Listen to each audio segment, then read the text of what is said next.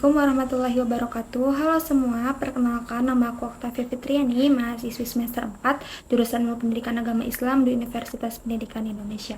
Video ini diambil untuk memenuhi salah satu tugas, yaitu mata kuliah pendekatan dan metode tafsir dengan dosen pengampu Dr. Haji Am Abdul Salam MPD dan juga Dr. Cucu Surahman MAG MA. Di sini saya akan menjelaskan sedikit mengenai metode tafsir Al-Quran. Pertama-tama, apa sih itu metode? Metode adalah cara yang teratur dan terpikir baik-baik untuk mencapai suatu maksud.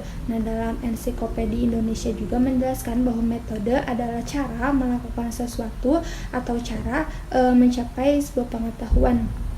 Jadi dapat disimpulkan bahwa metodologi penafsiran ialah ilmu yang membahas tentang cara yang teratur dan terpikir baik untuk mendapatkan pemahaman yang benar dari ayat-ayat Al-Quran sesuai dengan kemampuan manusia itu sendiri. Metode tafsir yang dimaksud di sini adalah suatu perangkat atau tata kerja yang digunakan dalam proses penafsiran Al-Quran. Perangkat kerja ini secara teoretik menyangkut dua aspek, yaitu yang pertama ada aspek teks dengan problem semiotik dan semantiknya.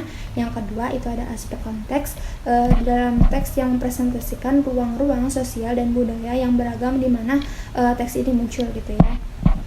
Nah, jika ditelusuri perkembangan tafsir Al-Quran sejak dulu sampai sekarang, maka ditemukan bahwa dalam garis besarnya penafsiran Al-Quran ini dilakukan dalam 4 cara, yaitu 4 metode gitu ya. Yang pertama itu ada ijmali, tahlili, muqaron, dan juga maudhu'i. Nah, yang pertama ada metode ijmali, yaitu global. Apa sih yang dimaksud dengan metode ini?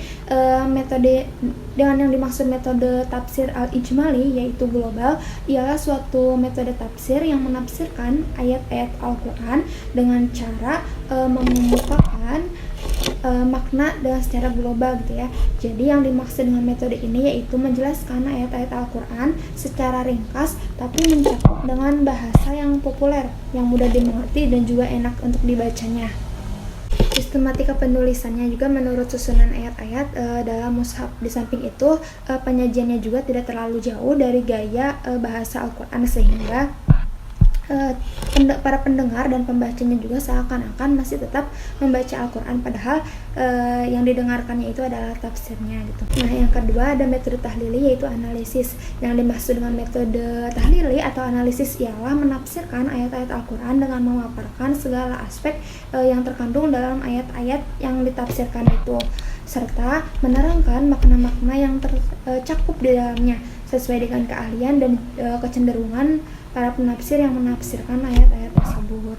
Nah, yang ketiga ada metode muqaron, yaitu komparatif. Pengertian dari metode muqaron ini dapat dirangkum gitu ya. Yang pertama yaitu membandingkan teks atau nas ayat-ayat Al-Quran yang memiliki persamaan atau kemiripan redaksi dalam 2 kasus atau lebih dan memiliki redaksi yang berbeda bagi satu kasus yang sama gitu ya. Contohnya, mufasir membandingkan ayat Al-Quran dengan ayat lain, yaitu ayat-ayat yang memiliki persamaan redaksi dalam 2 atau lebih masalah kasus yang berbeda, atau ayat-ayat yang memiliki redaksi berbeda dalam masalah atau kasus yang diduga sama gitu ya. Nah, yang kedua, membandingkan ayat Al-Quran dengan hadis Nabi SAW yang pada lahirnya terlihat bertentangan gitu ya. Contohnya, mufasir membandingkan ayat-ayat Al-Quran dengan hadis Nabi SAW yang terkesan bertentangan, dan mufasir berusaha untuk menemukan kompromi antara keduanya. Contoh perbedaan antara ayat Al-Quran dalam Quran Surah An-Nahl ayat 16. Nah, yang ketiga ada membandingkan berbagai pendapat ulama tafsir dalam menafsirkan Al-Quran. Mufasir membandingkan penafsiran ulama tafsir, baik ulama salaf maupun ulama khalaf gitu ya, dalam menafsirkan ayat-ayat Al-Quran, baik yang bersifat mangkul al-tafsir al-matsur maupun yang bersifat ra'yu atau al-tafsir bil ra'yi gitu ya. Manfaat yang dapat diambil dari metode tafsir ini adalah: 1. Membuktikan ketelitian Al-Quran. 2. Membuktikan bahwa tidak ada ayat-ayat Al-Quran yang kontradiktif. Yang ketiga, memperjelas makna ayat dan juga tidak menggugurkan suatu hadis yang berkualitas sahih. Nah, yang keempat, ada metode maudhu'i, yaitu tematik. Yang dimaksud dengan metode maudhu'i ini adalah membahas ayat-ayat Al-Quran sesuai dengan tema atau judul yang telah ditetapkan. Semua ayat yang berkaitan dihimpun kemudian dikaji secara mendalam dan tuntas dari berbagai aspek yang terkait dengannya, seperti asbabun nuzul, kosakata, dan sebagainya.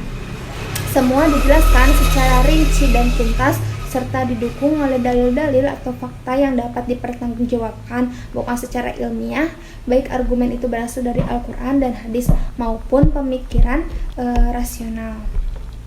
Mungkin itu saja yang bisa saya sampaikan, kurangnya mohon maaf. Wassalamualaikum warahmatullahi wabarakatuh.